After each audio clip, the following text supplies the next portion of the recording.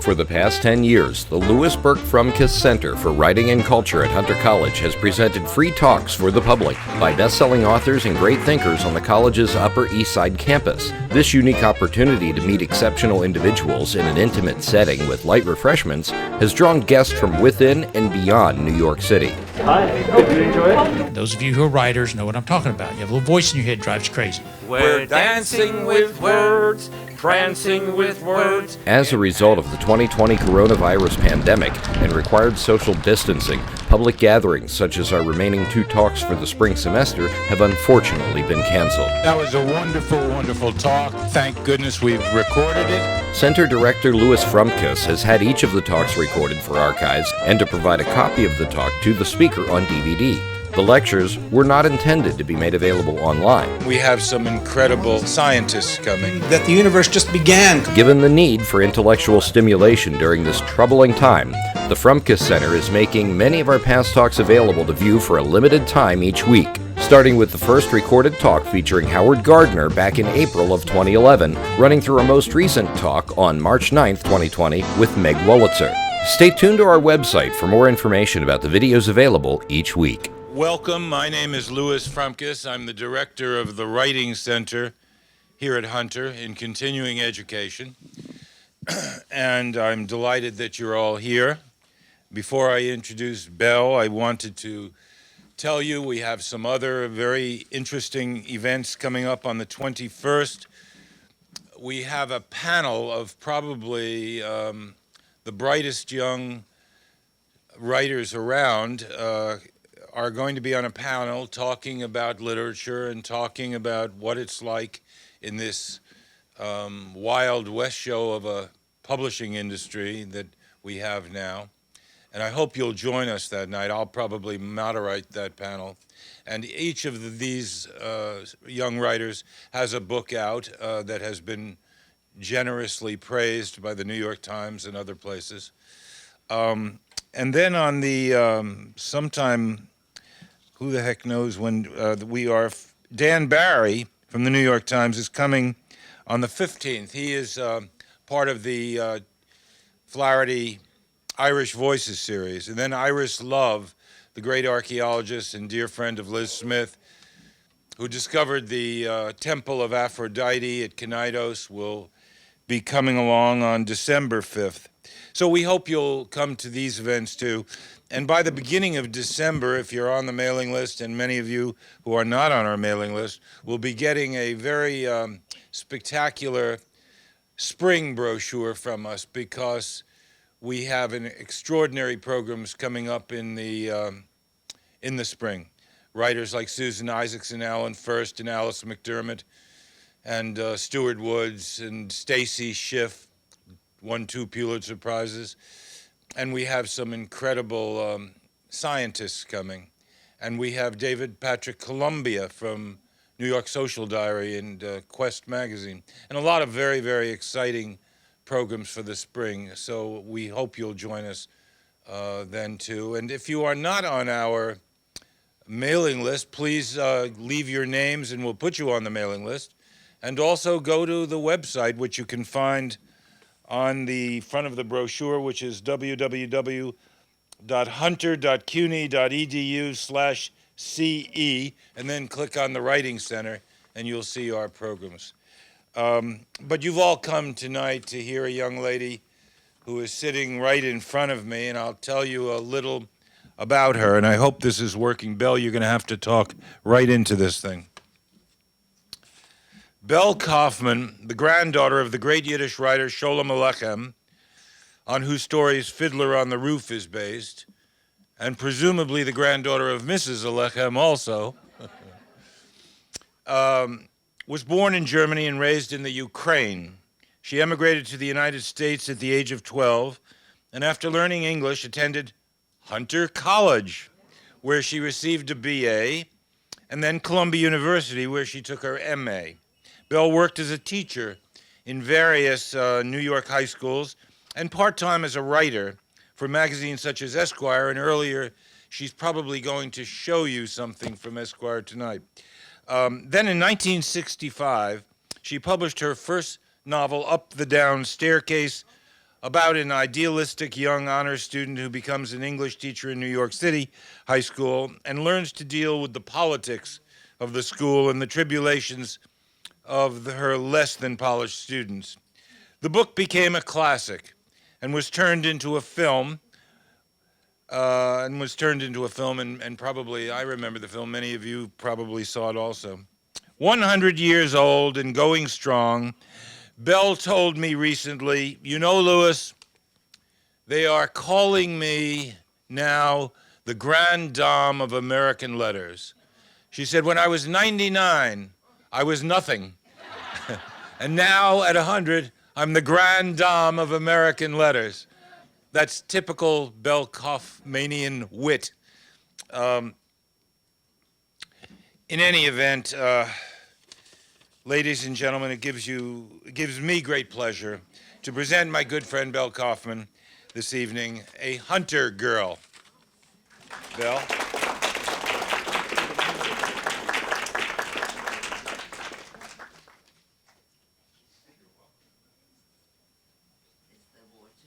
The water is here. And what I will do is bend this down a little and see if you can speak directly into it so they can hear you. Otherwise, they will have difficulties. Test it out. Hello. I am very happy to see you, and I'm especially happy to be 100.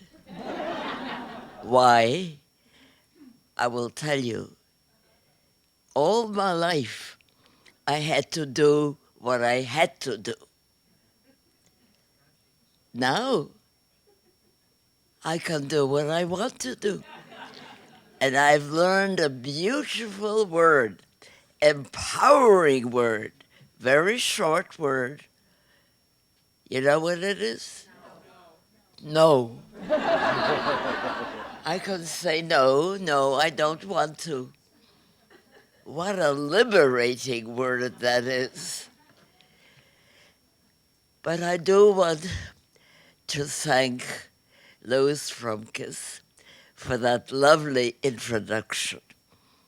I was once asked by a high school student who was about to introduce me to a large audience what he should say. Oh, I replied, you don't have to say much. It's best to keep it short. He took me at my word. This is how he introduced me. Bel Kaufman. The less said about her, the better.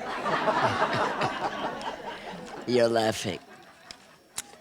Let me quote one of my favorite authors, Shalom Aleichem, the Yiddish writer and whose Tevye stories Fiddler on the Roof is based. He said,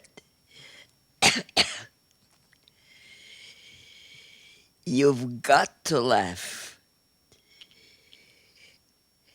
Laughter is good for your health. Doctors prescribe laughter.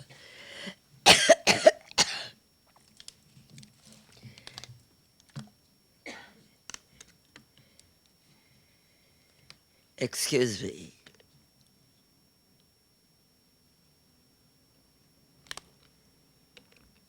In his day, doctors didn't prescribe laughter. Today they do. Perhaps you heard of Norman Cousins in the 60s. He was quite ill, very seriously ill. He was given just a short time to live, and he decided to go into a hotel, get a lot of funny videos of Harpo Marx and laughed. He laughed and got well. He really did. It's been shown by doctors and by labs that laughter physically can induce good health. So if you leave this room laughing, you're going to be very old. I like the word for 100 years old, centenarian. Somebody wrote to me, dear centurion. Not quite there. I'm going to talk about survival through humor. And I'm a survivor because I knew how to laugh. Because I was able to turn disaster into something funny. That is exactly what Shalom Aleicham's humor was.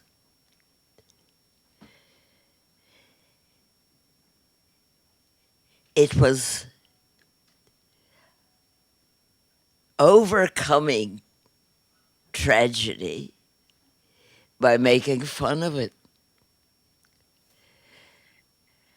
And it's a particularly Jewish quality. Most of American comedians and humorists are Jewish. And there's an interesting reason for it. Now, I say I survived. We all are survivors. But I had a peculiar history. 100 years ago, I was born in Berlin, Germany.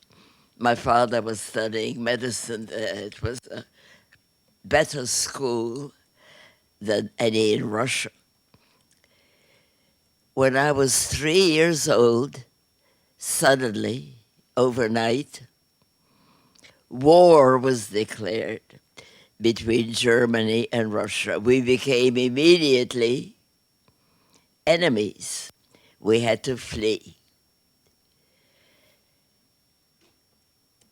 We got to Odessa,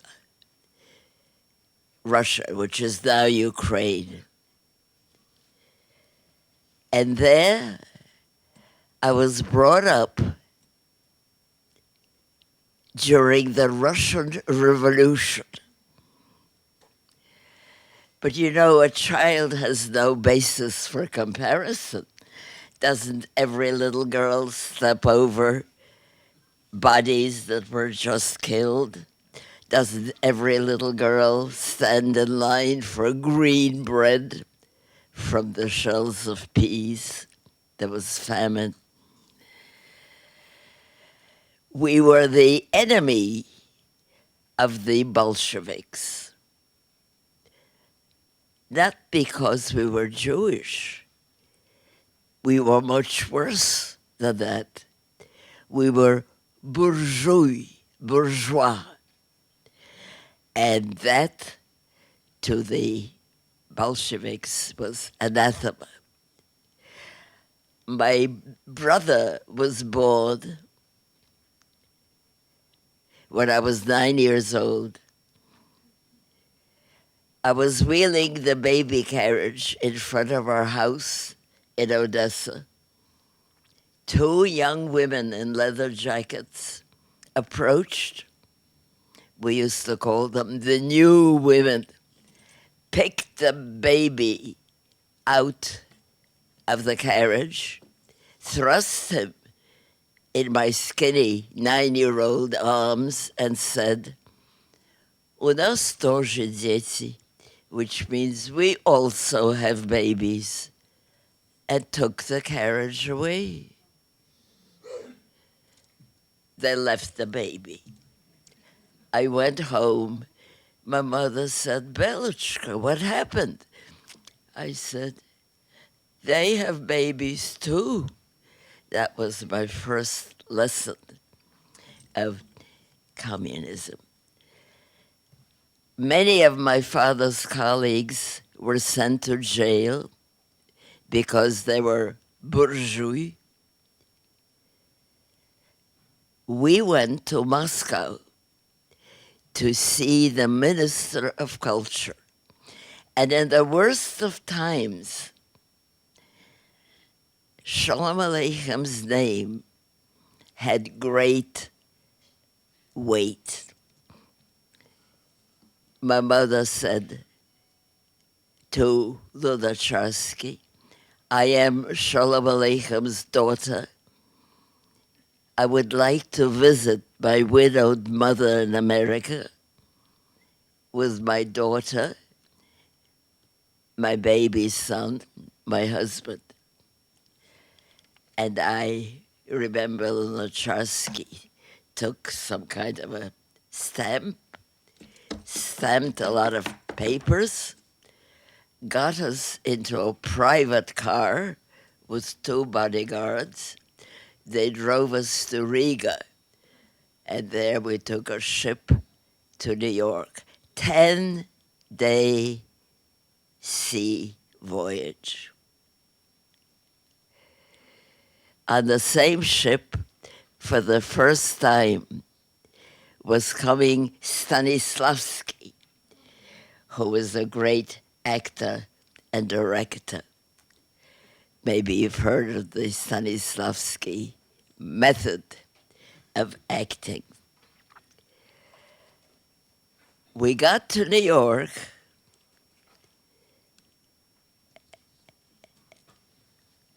I didn't have a word of English on my tongue. I was sent to a public school. I was 12. I was sent to the first grade. I remember how puzzled I was by one word, verspacious. I looked it up in the dictionary under V, couldn't find it. Yet every Friday we sang, oh beautiful verspacious skies. Finally, little by little, I learned English, and I was graduated more or less in my age group.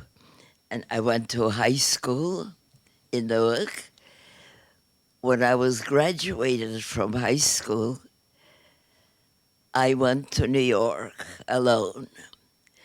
I was, I guess, must have been in my very early, in my late teens or early 20s. In New York, I had to find a place to live. On Lexington Avenue, I saw a sign, rooms to let. I rang the bell. Yes, there was a furnished room upstairs. And the woman who opened the door said to me, you have a steady? I said, I beg your pardon. Steady boyfriend. I said, no. She said, gentlemen friends out 9 o'clock, steadies out 10 o'clock. So I had a vision of gentlemen friends with their shoes in hand going out the door and steadies going up. I ate in the automat. Are you too young to remember the automat? It was an interesting time to be young and to be going to Hunter, which gave me a wonderful education. Nothing like this. It was a red brick house with a crooked tree in front of it.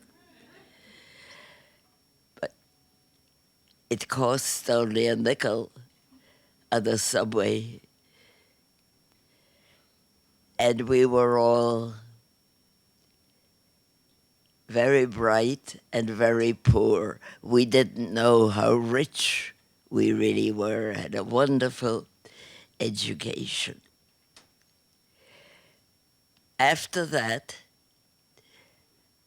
I received my degree magna cum laude, which means very good. I thought my father would praise me. He said, "Why not summa cum laude?" That's even better. That has been my problem throughout life. Why only 98 and not 100 on a test? That kind of perfectionism I do not recommend. It makes it very difficult to be creative, to make mistakes by which you learn.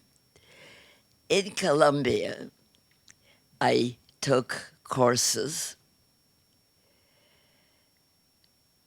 I decided I wanted to teach. What made me decide that? Well, when I was going to high school, I had a friend who was taking a course on children's education. She asked me if I would like to take one of her courses. I did. And as I stood there, I looked at those children.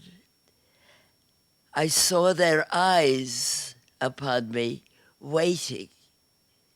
They were waiting for me, for something I had to give them, something that would be important, that would make a difference in their lives.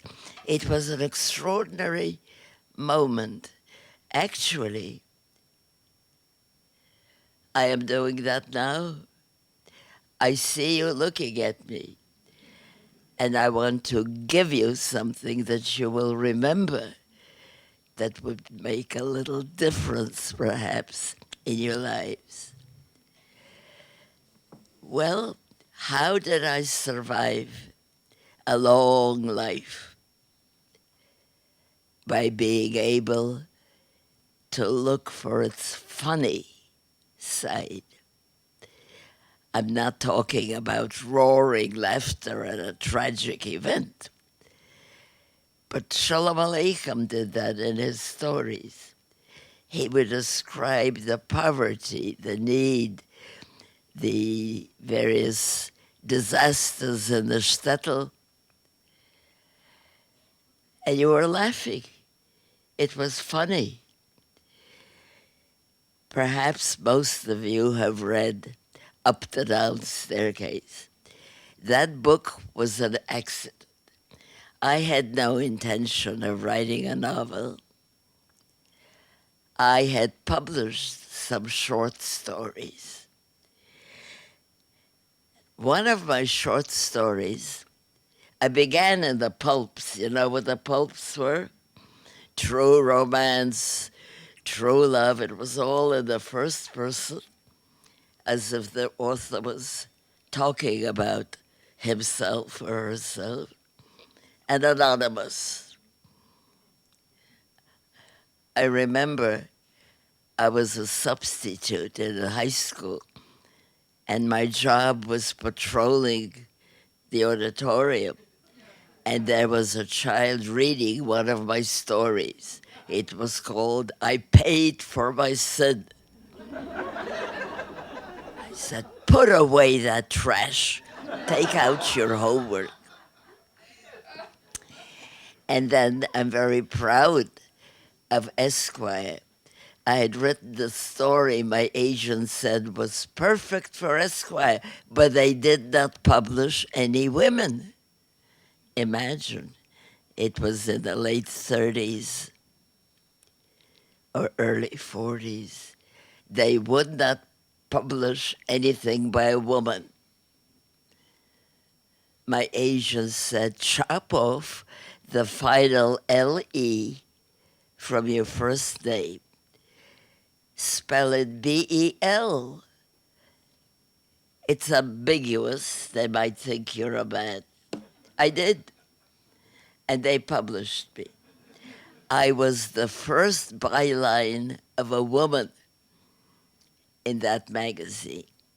They also printed a little bio and a photograph of me in the back But I was very proud that I was the first. And they published other stories by me and by other people.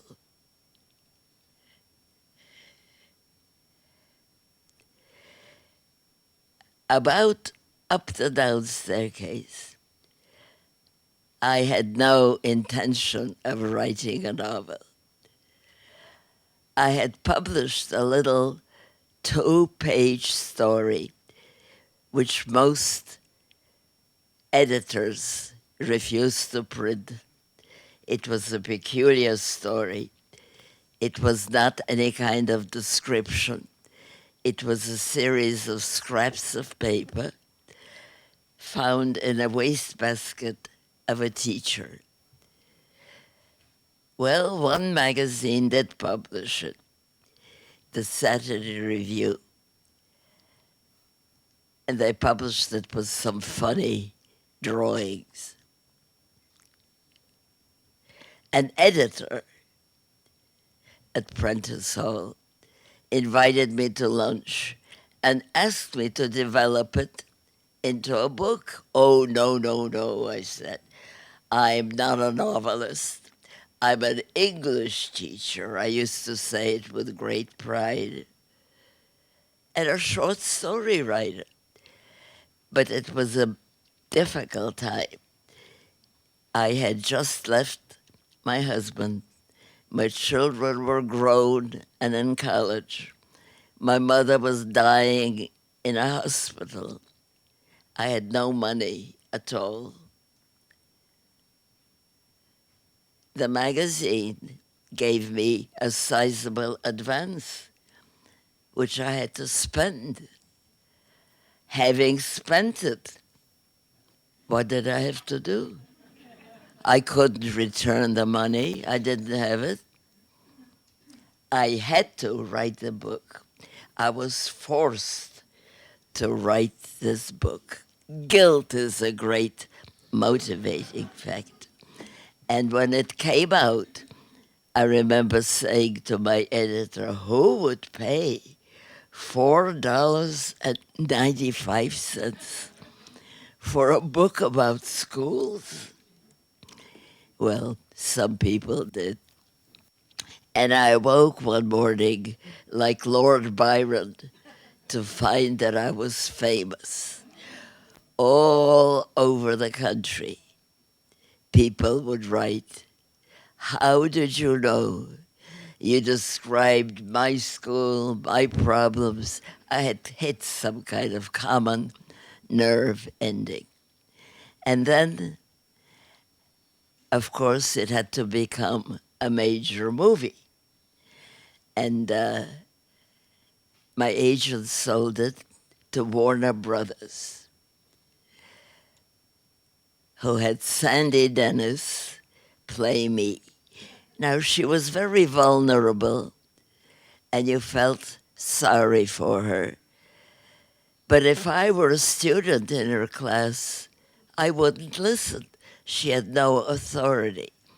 She played the same role of the little rabbit that she had played in Virginia Woolf. In any event, the movie was very interesting. It was done in New York in an old high school, textile high school for boys on 10th Avenue.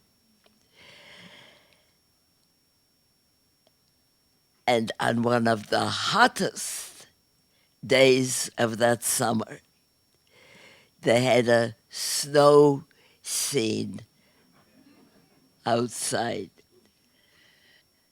Snowflakes, actors dressed in winter clothes, and people passing by dying of the heat.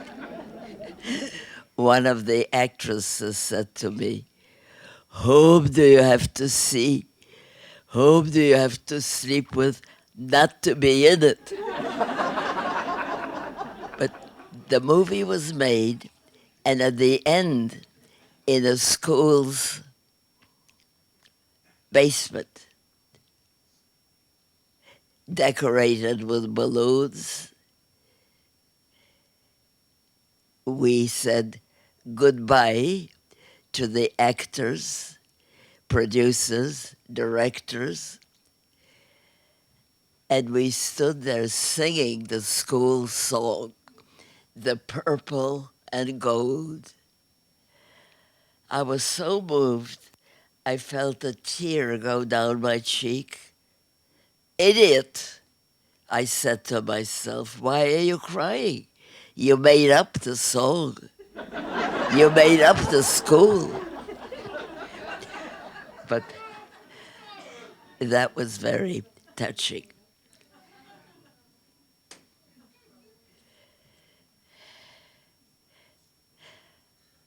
At about the same time, I was writing short stories. Now I had to write the book, fill it.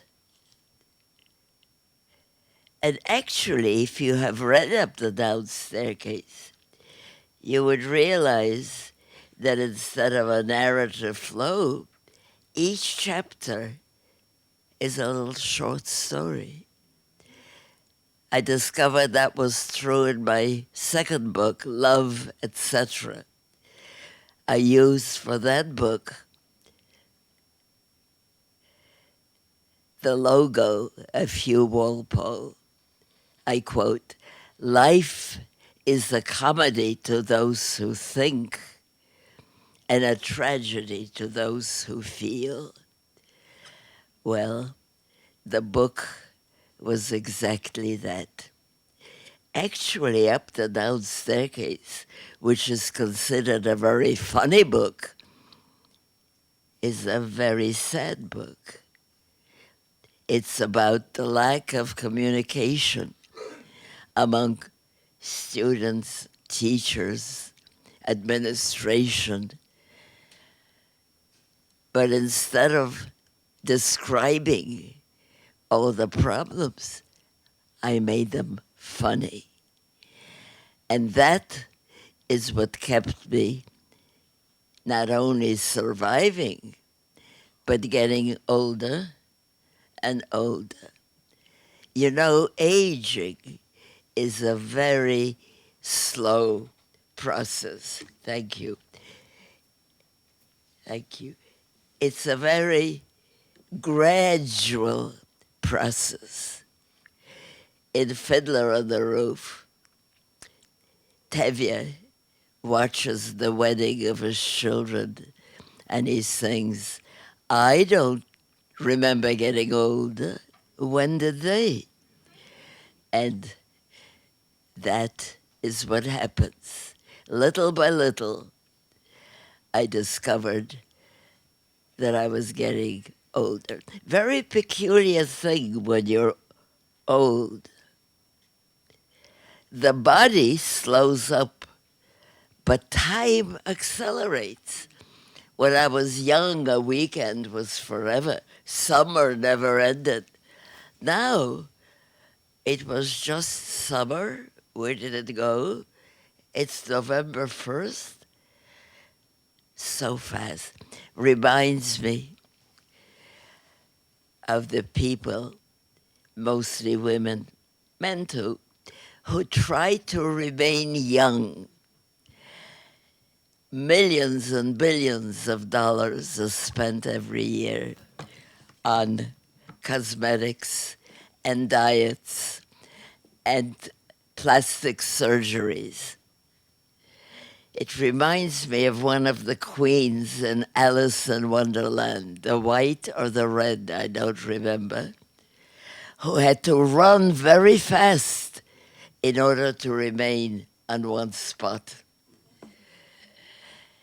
Women, particularly, try to remain young. Youth is temporary. It's preparing for life. The second half of life is living life. I always wondered when I was young at Browning's poem where he says, grow old along with me. The best is yet to be, the last of life, for which the first is made. I used to think ridiculous. It's wonderful to be young. Ah, he was right. I look around, and I look at many of you here. Not all of you are 18 years old.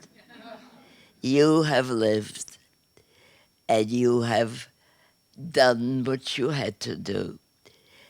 I think when you get to be 100, you will realize, provided you're healthy, oh, it's a huge proviso. You have to be healthy because aging is not an illness.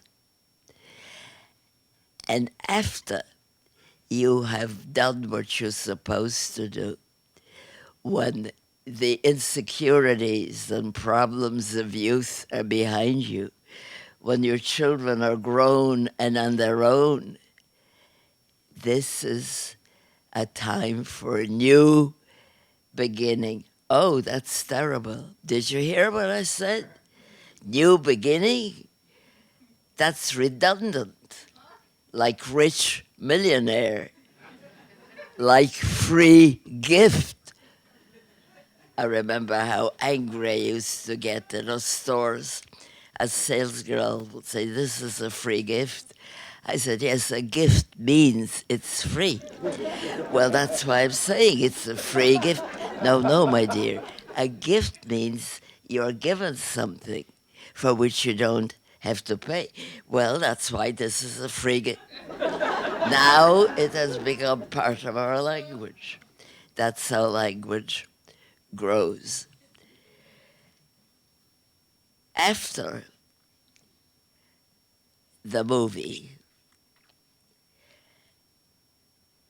I remember a magazine wrote a story about it.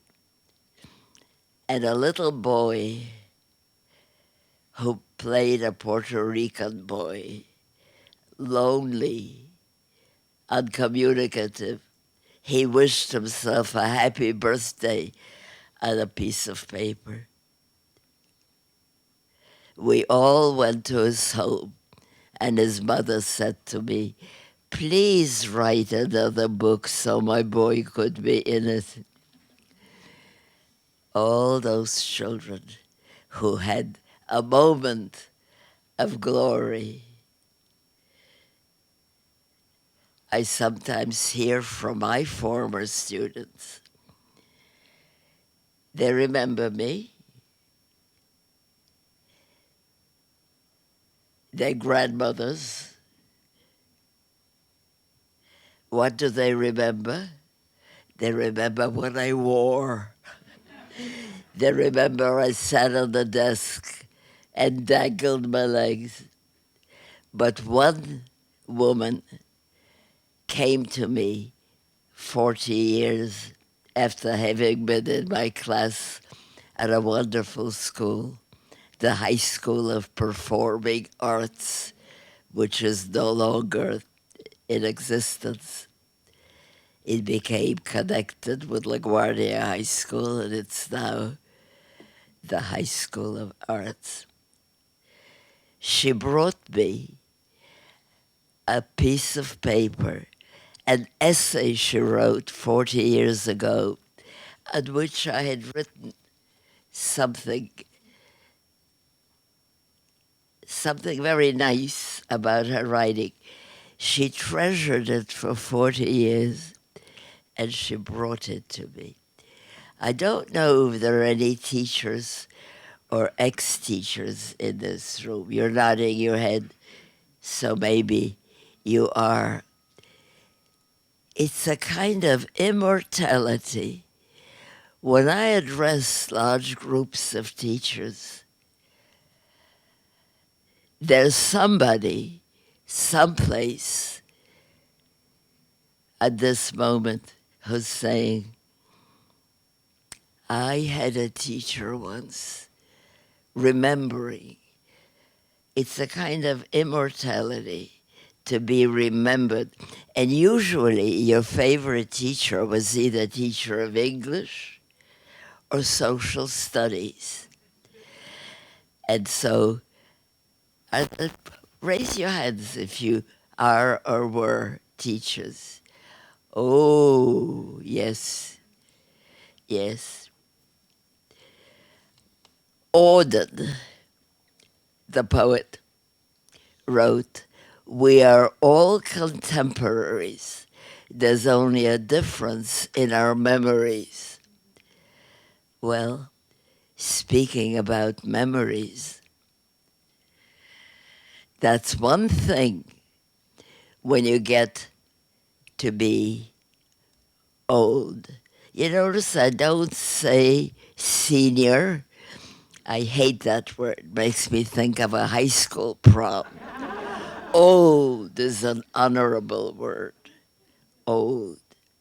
When you get to be old, you seem to forget many things.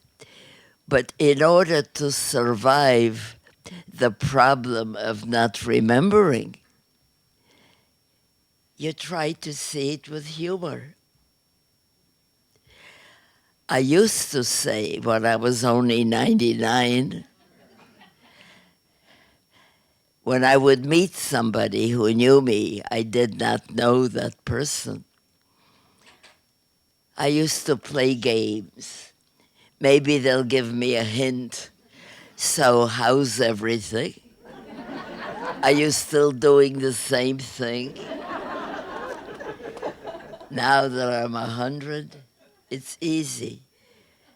I can say, I'm 100 years old and I don't remember you. Tell me your name, and they do. If I'm asked to do something I don't want to do, I merely say, no, I can't. Why not? I'm 100 years old. That's all I have to say. Provided, of course, that you are vertical and not horizontal.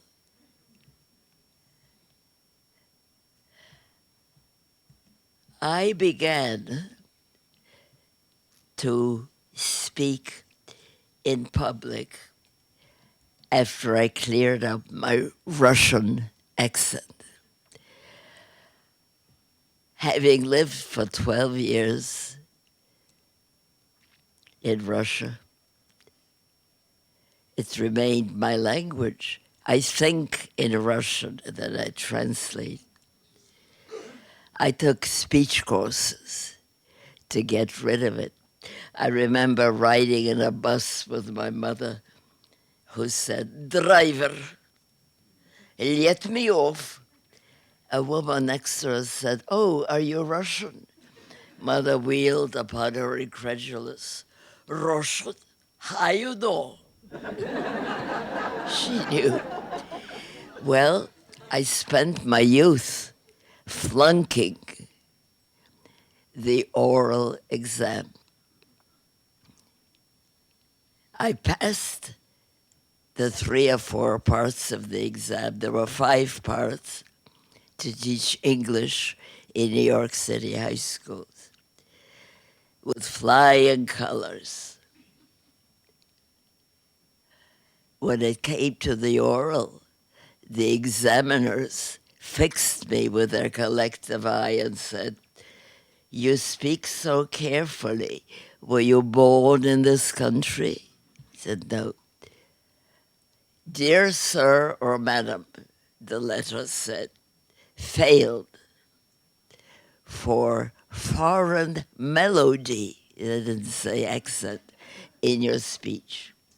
Well, I took more and more speech courses. I took the exam to teach in high school again. Flunked the second time. Why? I was given a poem by Edna St. Vincent Millay. I knew it by heart.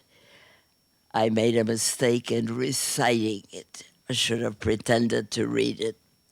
Euclid alone has looked on beauty bare. I thought I answered it perfectly. I got a letter, dear sir or madam. They never found out my sex. Dear sir or madam, failed for lack of background in English and poor interpretation of the poem. This time I got mad, and I decided to fight. I went back to my colleges and universities, to Hunter, to Columbia. I had my professors write affidavits attesting to my literacy. Magna cum laude, Phi Beta Kappa, masters with first honors, all kinds of awards. And I did something else. I wrote to Edna Millay, care of her publishers, told her exactly what I said, and I received a 3.5-page letter from her, which I cherish, in which she said, surely it's a clerical error. Were I myself confronted by this poem, I could not have explained it any better. I photostated her letter. We didn't have Xerox yet. Sent it to the board together with all the affidavits. They met to vote on my one little case, which had become a minor cause célèbre in educational circles. Dear sir or madam, your failure stands. However, we are sure if you took the exam again, you would.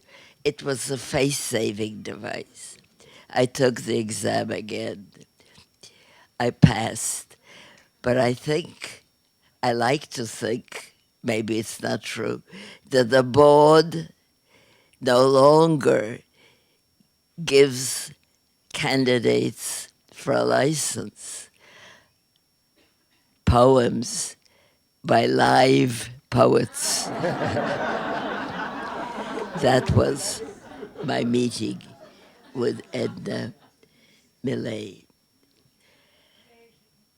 I am aware of the problems of the old generation.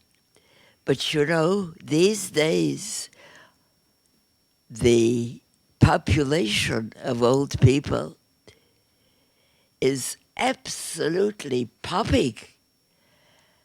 If you are old today, you're sure to reach 100. You'll become centenarians. You'll be able to do what you want to do. No, actually, there was a time when old people, not too long ago, were looked down on. Oh, that old geezer. Oh, she's over the hill. I remember I was invited by someone in the Midwest to give a talk. The people who invited me had never met me, but they knew I was in my 90s. They said, you will be met by a driver who will take you to your destination when you get off the plane. Well, I got all dressed up in a little suit, high heels, a little makeup, got off the plane and waited and waited and waited. No one approached me. I began to be concerned when a man came up and said to me, did you happen to see a little old woman around here? A little old woman? There are big old women too. And the exciting thing ahead of you, who are going to live much longer. My own future has become my past. But you're already seeing enormous changes in the last 50 years. You will see remarkable future. You will see technological, electronic miracles. I, even though my future is now my past, am still enjoying the remarkable things I see. I push a button and somebody in India gets my message immediately. Extraordinary. Amazing. And there'll be much more. There'll be complete global revolution of some kind. There will be technical electronic marvels you will be able to see. I'm still learning, not for a job, not for a promotion, not for a diploma. I'm learning who I am. I sent my son, when he was a little boy, to camp. And when we drove up to the camp on Parents' Visiting Day, he was at the gate waving at us. When we drove up, I said, "Did you know who we were when we were driving up?" He said, "No. Who were you?" Well, we're beginning to know who we are. I don't know about the wisdom of old age. I make the same mistakes, only I handle them differently. I can make a little joke about them. I know it's not the end of the world. There's some kind of proportion, and a sense of humor is a peculiar sense of proportion. Also, when people ask me how come I've lived so long, I say I'm too busy to grow old. When I have less to do, I'll sit down and begin growing old. Right now, I have too much to do. So it's activity that is so important. Mental, even if you do nothing but crossword puzzles, you keep busy. Physical. I'm fortunate enough to found a place where I can dance once or twice a week, and I love to dance. Ballroom dancing. You forget everything, and your body moves to music. I know old people fall a lot. I have fallen many times. I can't fall when I dance. Why? My partner holds me. No, actually, people say it's great exercise. I say no. Exercise you do in a gym. It's fun. It's pleasure. It's something you enjoy. So I'm combining surviving and laughing with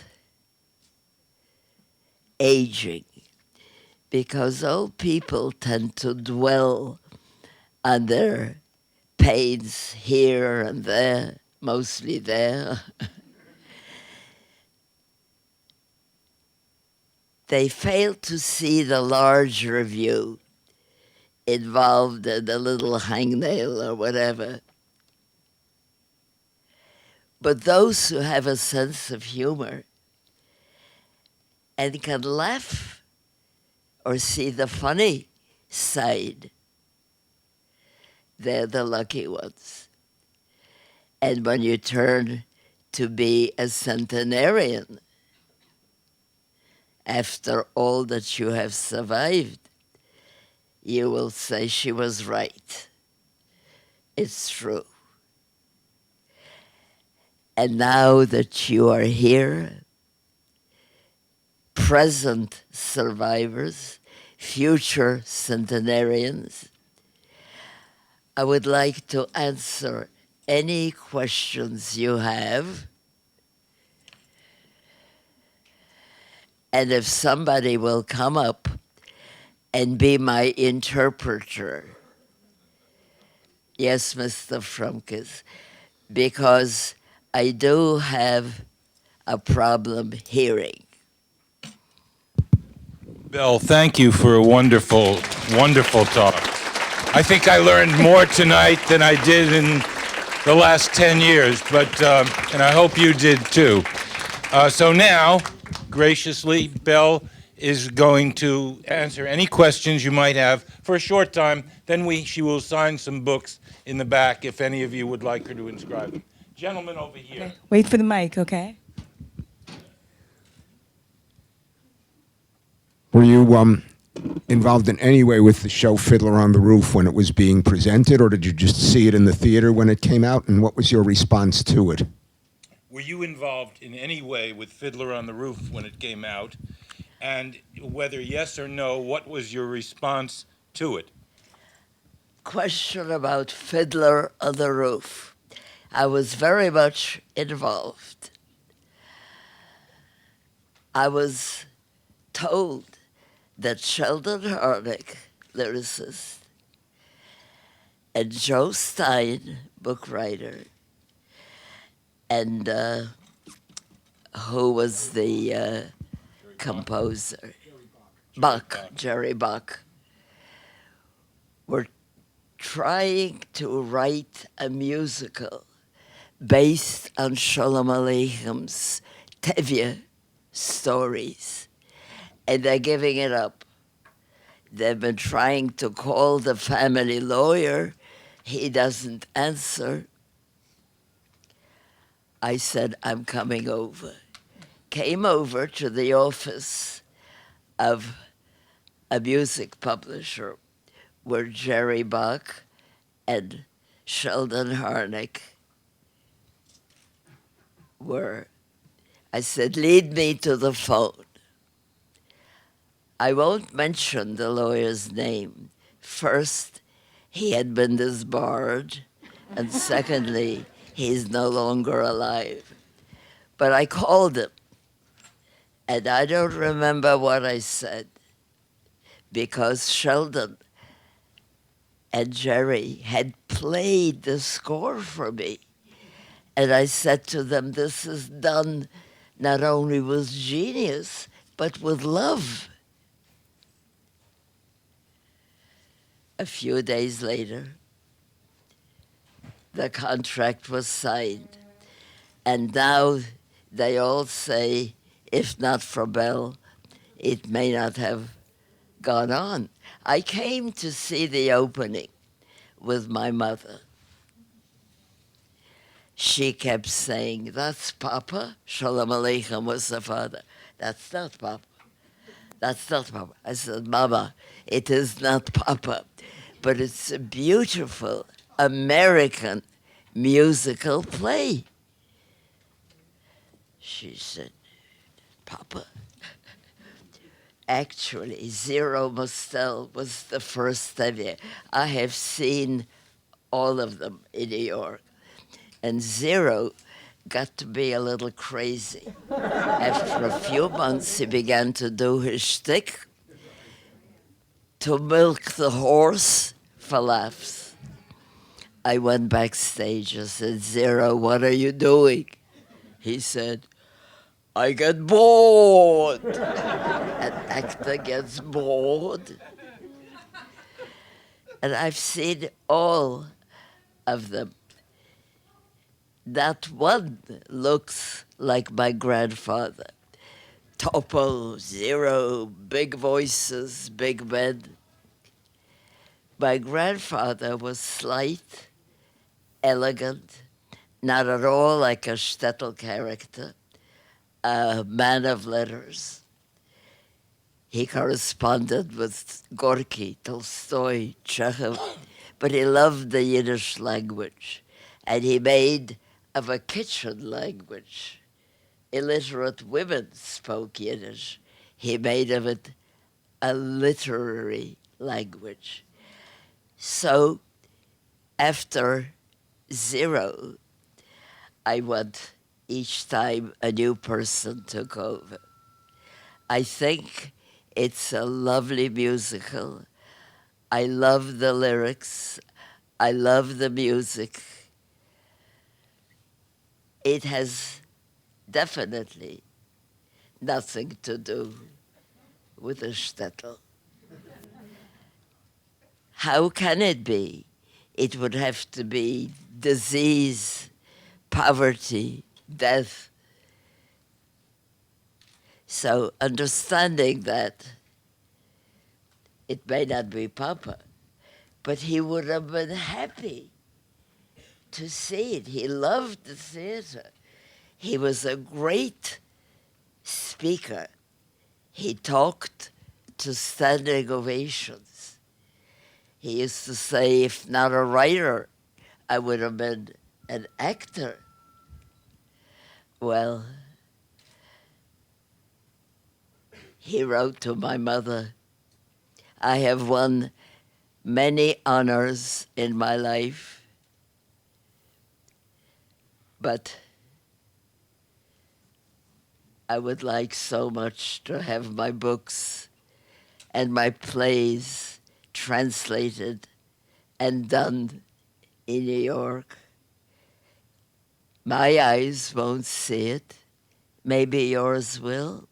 Well, our eyes have seen it and are seeing it.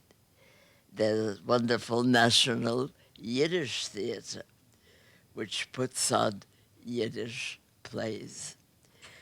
And I hope nobody asks me if I think that Yiddish is a dying language or a dead language, because I believe in it. We won't talk about that. Yes. I think we'll take two more questions because the evening will get long. Thank you.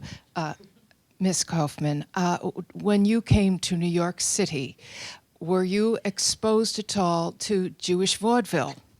And if so, what was your I didn't response? When you came to New York, were you exposed to vaudeville? And if so, what did you think of it? Jewish. That's an interesting Jewish question. When I came to New York, yes, there was vaudeville with the old-time vaudevillians. You know their names. I did not. I was a highly intellectual and scared and starved little girl. I was involved in learning English and American writers. I was involved in writing my own play. I was all of 13 years when I wrote it. There was a pencil which you licked with your tongue, and it wrote purple. I have a lot of purple prose. I wrote a play that was nothing but dramatis personae, just the dramatic actors. There were 28 of them in one play. I described what they wore, what each one's hobbies were. By the time I finished describing all of the 28 actors, there was no more room in my notebook. I never wrote Act One. But I did begin writing early. I think we are all unique, and praise, I think, is very important. I quote, "Who can say more than this rich praise that you alone are you?" So each one of us is unique. And if that is the last question, One more. the more. We're going to take this gentleman who had his hand up in the back there, and then if you want, Bel will be going back in the back of in the back of the room to sign books. You may. I wonder if you use any online services like amiright.com. I wonder if you use any online services like amiright.com. I don't think she does. Would you give the question to the gentleman there that I was calling on? Yes. Thank you. I enjoyed your talk very much. Really something very special. I have two quick questions. First of all, did you ever actually meet your grandfather? Number one. Number two, many years ago, I read a book by Maurice Samuel that was called, as I recall, The World of Shalom Aleichem, and I enjoyed it. And I wonder if you knew Maurice Samuel and if you enjoyed that book. What is the question? Did you ever meet your grandfather? And the answer is, of course, you did. But he wants to know, did you ever meet a Maurice Samuel? I did, yes. She did. Go ahead. He wrote a wonderful book, The World of Shalom Aleichem. I had met him. I had done a review of his book for one of the papers, and I liked him very, very much. He has a list of curses, one of the chapters. When Shalom Aleichem was 14, he had a first success with what he wrote. What did he write? He had a very nasty stepmother. His mother died of cholera, and his father remarried. His stepmother used to throw juicy curses at him. What did he do? He wrote a glossary of stepmother's curses, arranged alphabetically, all the curses. Well, his father saw that and laughed and forbade the stepmother ever to abuse that boy. This is a very special boy. Something will become of him, and something did.